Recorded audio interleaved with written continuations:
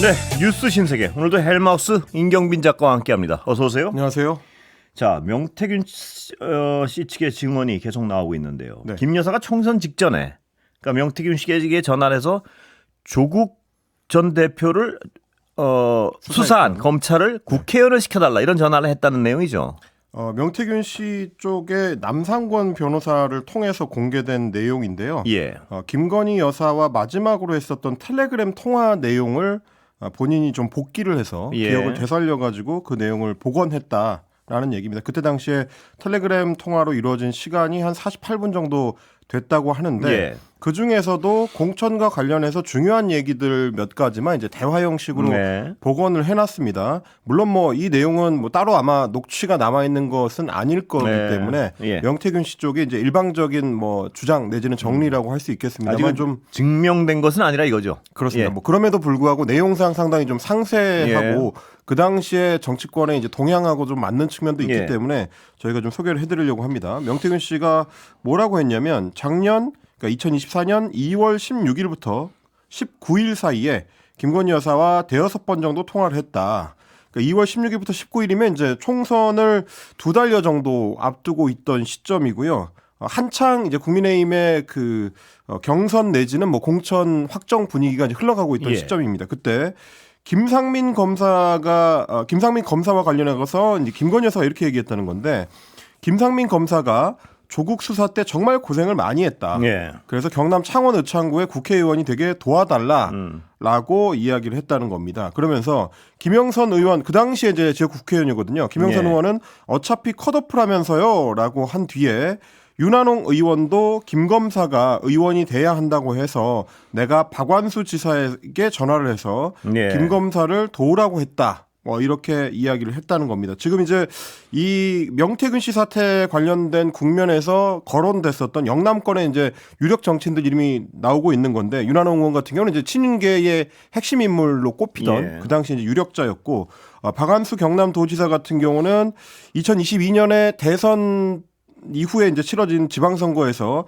원래 본인의 지역구였던 창원 의창구를 김영선 의원한테 물려주고 네. 도지사로 갔던 인물입니다. 그러니까 의창구의 어떤 그 공천 과정에 있어서는 영향력을 행사할 수도 있는 인물들을 예.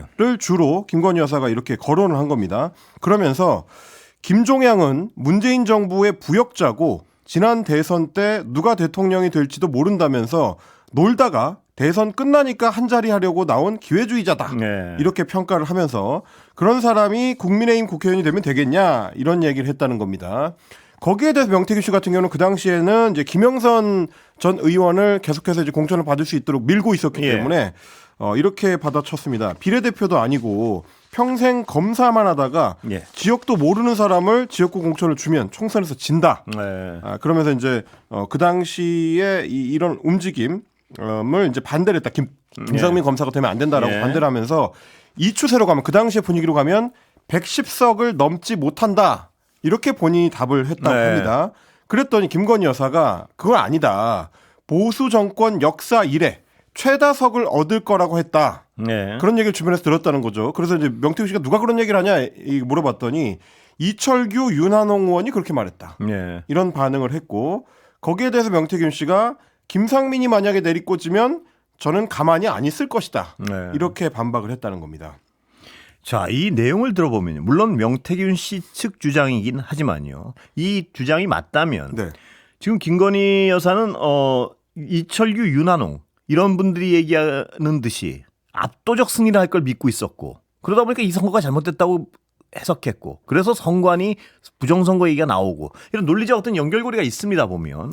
그렇습니다. 뭐 윤석열 피청구인이나 혹은 뭐 김건희 여사 입장에서는 친윤계 쪽 인사들이나 올라오는 보고서들을 봤을 때는 질 수가 없는 선거라고 그래서요. 생각했던 건데 주변에 그 보고서들이 얼마나 과장되고 한 건 우리가 지난 만 2년 동안 많이 봐왔지 않습니까? 그렇습니다. 엑스포도 그렇고요. 네. 옆에서는 뭐가 될 것처럼 계속 보고를 하니까 압승을 할 줄 알고 있다가 너무 터무니없이 많이 지니까 그렇게 오해를 했다. 이런 어떤 해석이 충분히 가능한 상황 부정선거 같습니다. 음모론으로 흘러갔을 예. 가능성도 있고 그리고 사실 총선이 끝난 직후에는 주로 그 책임을 한동훈 당시 비대위원장한테 돌리는 이야기들을 쏟아냈었거든요. 아마 그것도 역시 마찬가지로 원래 같으면 이기는 선거인데 한동훈 비대위원장이 뭐 김건희 여사와 그렇습니다. 각을 세우고 윤석열 대통령과 각을 세우면서 사실상 선거를 망쳤다. 예. 이렇게 이제 인식을 했었던 가능성도 있을 것 같습니다. 뭐 그럼에도 불구하고 이제 예. 그런 어떤 총선 과정에 대한 평가랑은 별개로 예. 구체적인 인물들을 거론을 하면서 김건희 여사가 총선 공천에, 그것도 지역구 공천에 직접적으로 개입을 하려고 했었던 정황이 이제 이건 만약 이렇다면 명백한 범죄죠. 그렇습니다. 예. 또 한 번 드러나는 거거든요. 예. 물론 실제로 그게 얼마나 그렇습니다. 작동을 했는지는 예. 따져봐야 되겠습니다만 지금 이 대화를 나눴다고 하는 두 사람은 둘 다 어떤 방식으로든지 총선에 개입할 수 있는 자격은 없는 사람들입니다. 예, 그렇습니다. 명태균 씨는 뭐 그 경남 창원에 살고 있는 그냥 일개인일 뿐이고요. 김건희 여사 역시 마찬가지로 단순 민간인이거든요. 그러니까 정치에 직접적으로 개입할 수 없는 사람들이 다른 것도 아니고 총선 공천의 지역구를 누굴 줄 것이냐. 예. 이걸 이야기하고 있었다는 것 자체가 굉장히 좀 기이한 상황이다. 그거 자체가 기이한 거에 더해서요. 네. 김건희 여사가 이 대화를 통해서 만약 이 명태균 씨 주장이 맞다면 추천한 사람이 김상민 전 부장검사. 네. 그러니까 조국을 겨냥해서 타겟으로 해가지고 수사를 한 사람이란 말이에요. 그러니까 조국을 싫어했고 김건희 여사는 네. 그 싫어하는 수사를 알아서 해준 검사를 자기 마음대로 어디 공천을 시키려고 했다는 거 아닙니까? 뭐 일종의 이제 보훈 공천처럼 보일 정말 수가 심각하군요. 만약 이 대화가 맞다면 정말 심각한 얘기입니다. 있는 예. 거고요. 그리고 사실 이제 정치권에서는 뭐 이 비슷한 얘기들은 여러 차례 돌았던 바가 있습니다. 명태균 예. 씨 측을 통해서도 김종양 의원이 이제 공천 받게 되는 과정, 그리고 이제 지난번 보궐선거 2022년 보궐선거 때는 공천을 못 받게 되는 과정, 이런 것들을 명태균 씨가 조금씩 이야기했었기 예. 때문에 아예 안 나오던 얘기는 아니고요. 그리고 이제 그 과정에서 김상민 당시 이제 부장검사와 관련된 이야기도 돌았던 게 사실입니다. 근데 그때 이제 이미 돌았군요. 예. 네, 이번에 이제 한 번 더 이제 확인을 시켜준 셈이고, 예. 김상민 전 부장검사 같은 경우는 작년 그 총선 국면에서 현직 검사 신분을 유지하고 있는 상태로 총선 출마를 선언을 했었던 사람입니다. 그래서 굉장히 이제 논란이 됐었죠. 그래서 그렇습니다. 예. 엄청난 논란이 됐었고, 그래서 검찰 내부에서도 3개월 정직 3개월의 징계를 이제 받기도 했었는데 예. 결과적으로는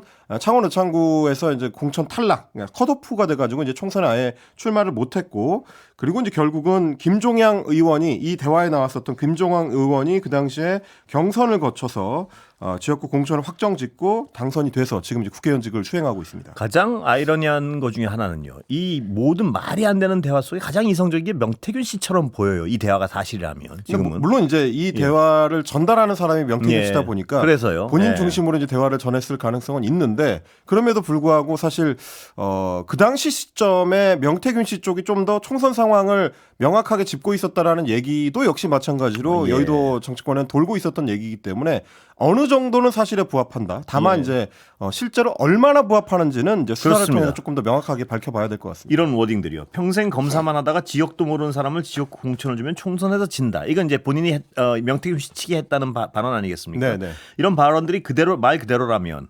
현실을 파악하고 있던 사람은 자기밖에 없다. 뭐 이런 얘기를 하고 있는 것 같습니다. 보면. 네, 그런 취지인 것 같습니다. 예. 자, 공천 개입 수사요. 그래서 네, 오늘 중앙지검으로 이송을 했는데 네. 오늘 내놓은 중간 수사 발표에 뭐가 있을지 기대하는 분들이 많았었는데 거의 껍데기였다. 뭐 이런 평가가 나오고 있습니다. 뭐 결과적으로는 예. 이미 소개됐던 내용들에서 이제 새로운 내용은 없었다라고 봐야 될 것 같습니다. 예.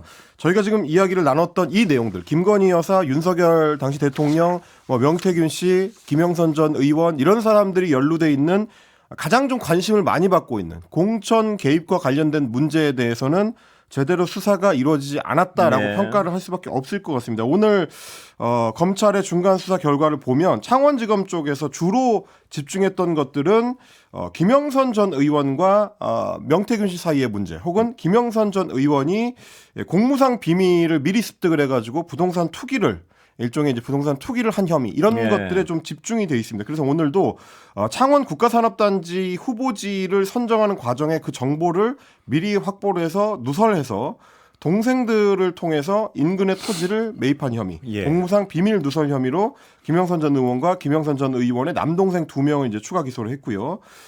그리고 이제 경북 지역의 재력가 A 씨로부터 법률 자문료 명목으로 한 4천여만 원 정도를 받은 혐의. 네. 이것도 이제 정치자금법 위반 혐의로 기소가 이루어졌습니다. 이것도 역시 마찬가지로 말씀드렸던 이제 공천 개입 문제와 직접적으로 연관된 사안들은 아닙니다.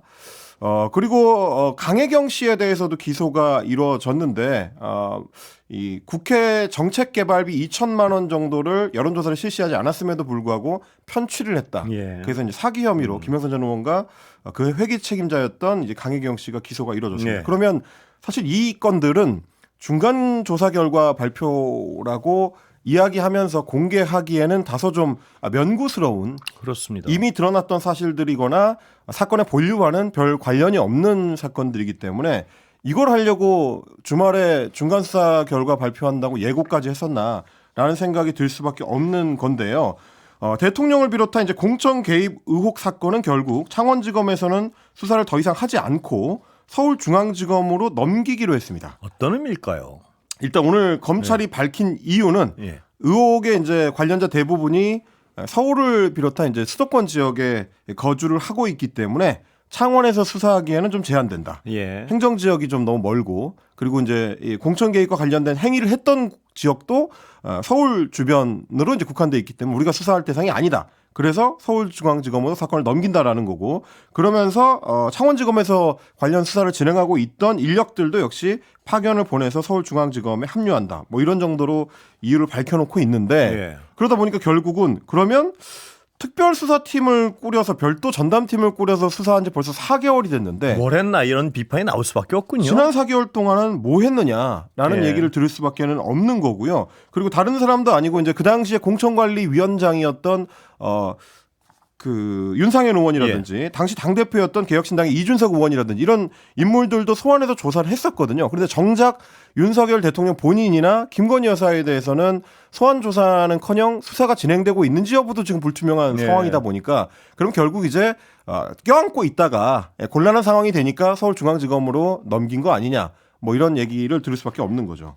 두 가지가 굉장히 떠오르는데요. 하나는 얼마나 이 수사 결과가 빈약하면 민망하면 브리핑도 하지 않고 그냥 보도자료 쭉 뿌리고 말았다면서요. 주로 보도자료로 이제 얘기를 했습니다. 그게 왜 검찰이 자신 있고 뭔가 설명한 일이 있으면 이런 식으로 하지는 않지 않습니까? 그렇습니다. 예. 그리고 사실 이미 이제 보도가 됐습니다만은 지난해 11월에 수사 결과 보고서를 창원지검에서 작성을 해서 그 보고서에 대한 그 보고도 이루어졌다는 거 아니겠습니까? 예. 그러면 아마도 이제 그 보고서 내용이 당시 대통령실에도 전달이 됐을 거고 윤석열 대통령이나 김건희 여사도 보고서 내용을 봤을 가능성이 네. 높거든요. 그래서 계엄을 했다는 설까지 있지 않았습니까? 있었습니다. 그럴 예. 정도로 그리고 이제 사실 그 보고서 내용 알려진 것만 보더라도 명태균 씨의 웬만한 카카오톡 대화 내용이라든지 텔레그램 캡처 내용이라든지 이런 것들이 확보가 돼 있는 상황이었기 때문에 그러면 관련자들을 추가 소환 조사를 해가지고 수사 범위를 넓히거나 조금 더 깊게 들어가는 게 어려운 일은 아니었을 텐데 예.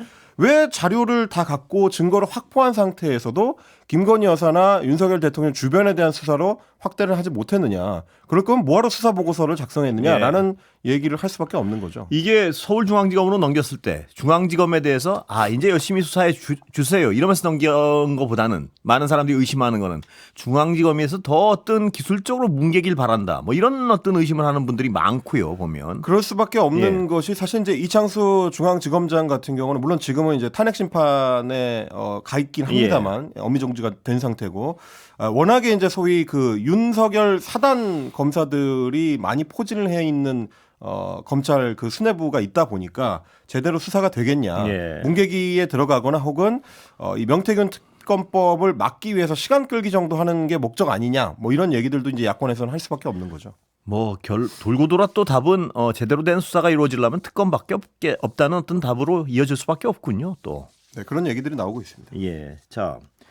명태균 씨와 오세훈 서울시장의 관계. 네. 이거는 뭐 계속해서 오세훈 시장은 부인하고 명태균 씨는 그래? 뭐 이런 어떤 태도입니다 보면. 네, 오세훈 시장은 계속해서 만난 적은 있지만 그 만남을 오래 이어가지는 않았고 무슨 조언을 받거나 여론조사 자료를 받아보거나 이런 적은 없다라고 이야기를 하고 있는데요. 물론 이제 그 당시에 여론조사를 실무로 이제 담당을 했었던 강혜경 씨 같은 경우는 오세훈 서울시장 쪽에다가 13번의 비공표 여론조사 결과 전달을 했다라고 이제 증언한 바가 있는데 창원지검에서 조사하는 과정에서 명태균 씨 본인도 그 증언을 뒷받침하는 얘기를 진술했다고 합니다.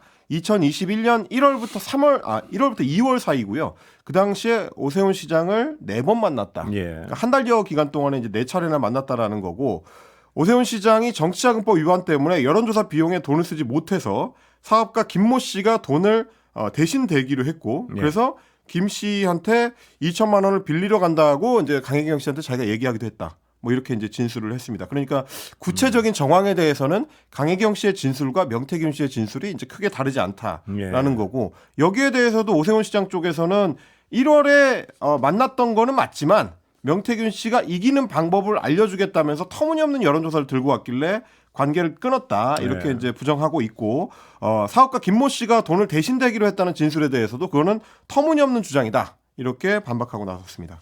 예, 이것도 역시 지금 검찰로서 수사가 과연 이루어질까 하는 의심을 품을 수밖에 없는 상황 같습니다. 네, 이미 이제 지난해부터 강혜경 씨는 통장 입출금 내역 같은 거를 이제 구체적으로 공개를 하면서 예. 사업가 김모 씨가 중간 과정 역할을 했다라는 거를 밝힌 바가 있는데 꽤 많은 증거 자료가 제시돼 있음에도 불구하고 이쪽도 수사가 속도를 전혀 내지 못하고 있는 그런 상황입니다. 네.